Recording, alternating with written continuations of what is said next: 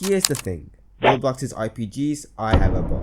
Most of the time, they're just pay to win cash grabs that barely fit the term of an RPG.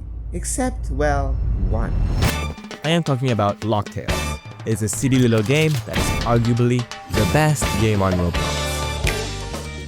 Created by group Spaceman Moonbase, Blackrock is a turn-based RPG inspired by Paper Mario and Earthbound. The story revolves around the 7 Swords of the Heights, a classic Roblox game made by this guy.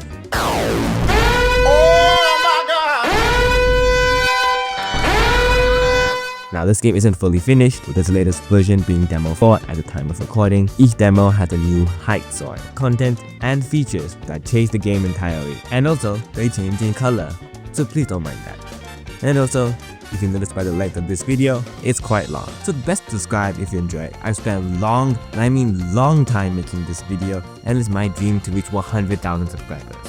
And I'm still, well, quite far off. And without further ado, let's begin. Can I have cheeseburger, please? The game begins with us, the player, inside the bed of a penguin by the name of Tutorial Terry. His name's self-explanatory, being our guide to the game's mechanics. But we can assert our dominance on him by facing him off. He has an astounding 1 million HP, and we deal 1 damage. With an average time of around 5 to 10 seconds per turn, it'll take us around 116 days. Unfortunately for us, he has a rocket launcher. Never mind, I guess we're listening to him. You look at his search history. Actually, maybe not. We're meant to walk around the hotel. You can come across these city people, for example, dogs, this guy who thinks we're room service, and of course, the hotel attendant. They tell us that we're meant to see Chedleski. You might be wondering, why? Well, it's because we're sent back in time to prevent Goldenman from getting kidnapped. Therefore, we gather the 7 Swords of the Heights from around the world with the help of Chedleski, who is at Roblox HQ, on the east of Bisville. Going outside, we're in the bustling city of Bisville. It has the usual shop where you can purchase an apple with ticks, the game's main currency. Also a bomb. There are other shops available, such as the library, which allows us to respect our stats. This hobo selling illegal Pokemon cards using bucks. Now bucks is a currency that's found around the map, often out of sight. And we have our final shop. He breaks the 4th wall and says the games are too easy, so he gives us difficulty modifiers for only 1 tick. Speaking of difficulty modifiers, I've equipped one called Hard, doubling the enemy damage and halving our parry window, which I'll get to later. Traveling around Bisville, you may notice some locations are currently under maintenance, and so are locked off, as well as some locations, like this arcade, being completely useless. They're only unlocked later in the story in future demos. We step into Roblox HQ. You may notice that it's filled with enemies where we can fight them. The player has a ball for now. Timing attacks with it gives us extra damage. The enemies of course do 2 damage because this is hard mode. Luckily, we can parry their attacks, which when perfectly timed negates all damage and deals an extra hit. Once we reached the 3rd floor, which has caved in, we are confronted by 2 noobs, red and blue, beating the absolute shit out of Chedleski. Since Chedleski is an important character, we'll have to fight them as our first boss. They are a duo that's semi-hard. Red's attacks hit hard, and so he needs to be taken out first. The other one, in this case blue, gets an attack buff permanently. But of course, he isn't the worst, as he's our tutorial enemy. But Chedleski has been badly beaten, so we spill him everything. He gives us a wooden sword, a weapon that cannot attack flying enemies and only the enemy at the very front. We'll use it to break some flanks in the front, and we're off to the meadows. The best way to travel through is by dashing. Tutorial Terry is here to give us a card that we forgot. It's Power Swing, an absolutely fantastic card as it does 3 damage. So defeating Tutorial Terry will only now take 38 days. Cards are the biggest mechanic in Blackrock.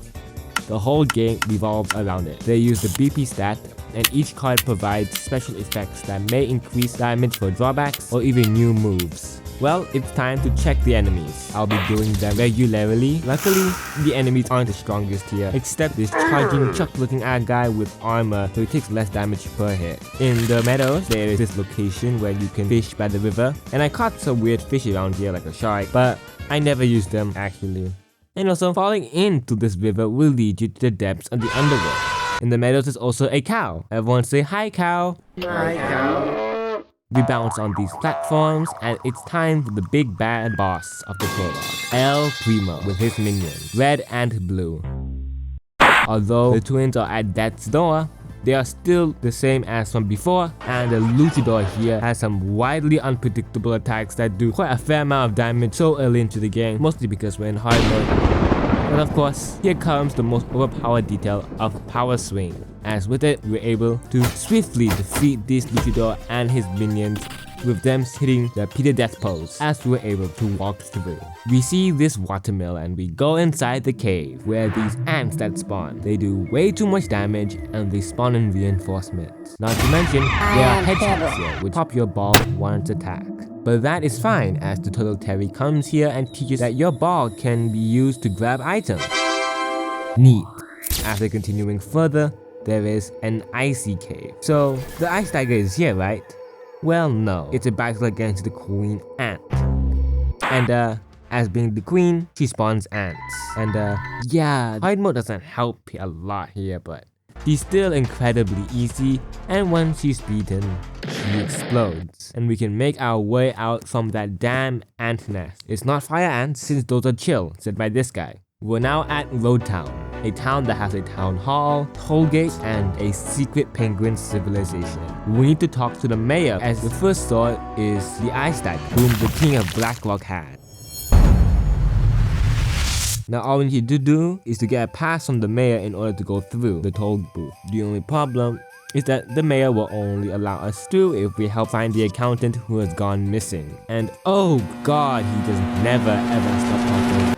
We got through and went on into the mountains with new enemies. Unfortunately, these enemies ramp up significantly in difficulty, with dive-bombing eagles and hordes of wolves, along with a polar bear that can heal himself. However, traveling a bit farther, I noticed something was off. There was this indestructible bush, which was weird as I wouldn't be able to use my wooden sword to chop it down. Well, I don't know what to do with it, so we'll probably go back to it later. Now, for the bridge, there is this lever below where you swing at it to make the bridge go down, where we can finally go to the snowy thicket. However, right before that, there is this weird thing, which is probably a basement entrance to something, but we can't go there just now unless we do some speedrunning glitches. But once reaching the snowy thicket, we see where the accountant was originally staying at. But first to get near him, we'll have to beat the Banished Knight, which on hard mode can kinda one-shot in a singular hit. Remember that we are only like what, level 3 here, so we don't have a lot of levels to spread our stats in. Now his attacks are incredibly fast, and they're practically impossible to time. But of course, with our amazing power swing, it works out well in the end. As we go further through the snowy thicket, we come across these layers of fog which block the view that make it quite difficult to see. Persevering forwards, I finally reached this small cottage where there is a lever to open up a toll where we can see a destructor who only sells bombs. Now, although that's kinda weird, it is a good call though, as we have to fight some crystal ornament or some sorts like that. It must be shot down, which can only work with bombs since it has way too much of a shield to be damaged by anything else. Well, after destroying him, we can pass through here, where we can finally do some ice skating, where I can show off my amazing skills as a professional figure skater. And the issue is that there is one location here that's blocked off by a sign. The only problem is where is the dynamite? We path upwards where you can finally see the accountant stuck under the red rock. So we get the dynamite and the Turtle Terry rushes in. Like, I know that already, that's how dynamite works. Anyways, other than that, the accountant is now freed. There's actually no point in freeing him, he'll just be a pile of bones later. Other area with dynamite, we can finally use the ski lift. Now we can try and enter the basement, and lo and behold, it has the same red rock that could be exploded with the dynamite. And now, we're in the castle dungeon.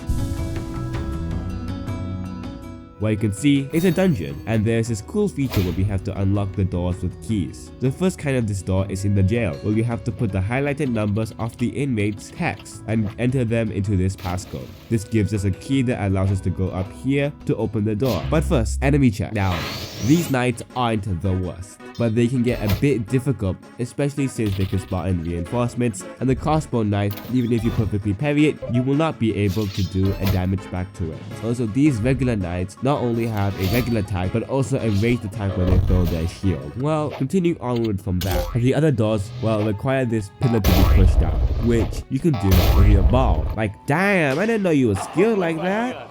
And of course some more tomfoolery, and up this very long spiral we reach this area, which you might notice the number of souls on the right wall looks kinda weird, right? Well, it totally doesn't mean anything, even if there's a heal pad right here and just trust me. Anyways, just continuing 5 more steps across the bridge, and we're stopped by this statue, which trust me is hard. Listen to the statue as a charge attack where he just lunges straight forward at you, which does 8 damage on hard mode, which is an absurd number, especially since that practically 2-shots you. Not to mention, he has a double stomp, which along with every other multi-hit move, we can't be able to parry it to do an extra hit of damage. Yet again, it isn't too bad, because after nerfs, and of course, the great and wonderful power swing, we can crumble this beast down into a pile of pebbles, letting us free. And finally, we are in the walls of Blackrock, where they sell ice cream in the snow. I mean, I guess it won't melt in the winter. We can't enter from the front door, so we'll have to break through the window on the left to the castle. And look, we're inside, where we get ambushed by many knights. We can't go anywhere since they block us, except upstairs, to the attic, to see a well-placed, weak string that holds a chandelier below. So, don't tell anyone about this, okay? They're not dead, just sleeping. Maybe forever. Like that cares for us, we can freely traverse the castle. Of course, as you see here, the throne room is blocked off by some keys. By firstly, going to the armory where we can get the red key. Of course, the armory sounds like a dangerous area, but luckily some dude decided to glue all of the weapons to the walls. Trust me, it was not this guy. Well, the red key opens up this area where we can go to the canteen, which is kinda weird because there's knights everywhere here and it was locked off for some reason. However, that's probably good because everyone is starving to death. So maybe that's why they're so easy to beat with a chandelier. Of course, we can pass through because everyone is too busy being hungry and doesn't notice that we are meant to be hunted. And now we're at the kitchen where there's this chef who needs a bottle. So we give him a red bottle, but he gets angry because that is the wrong kind of red, because he's asking for some other kind of red, which they both kinda look the same to me, honestly. I'm not colorblind, but I don't really care. We can go up this stupendously tall pile of whatever the KFC deep fryer this is. And at the very top, we can find the shrink card. Also, Tutorial Terry is with his hat. I wonder how though. Oh well. We go out back to the treasury, and now using the shrink card, we're able to squeeze in the small mice hole, and we can finally get the yellow key, which we can use to open up the throne room, and boom, we're in. Talk to some posh people, want to have a spot of tea in it, bluff, and of course, we're standing right before the king himself. He gives us a small little speech about how he's partially schizophrenic and he needs to beat us in order for his kingdom to survive. And well, we'll have to fight.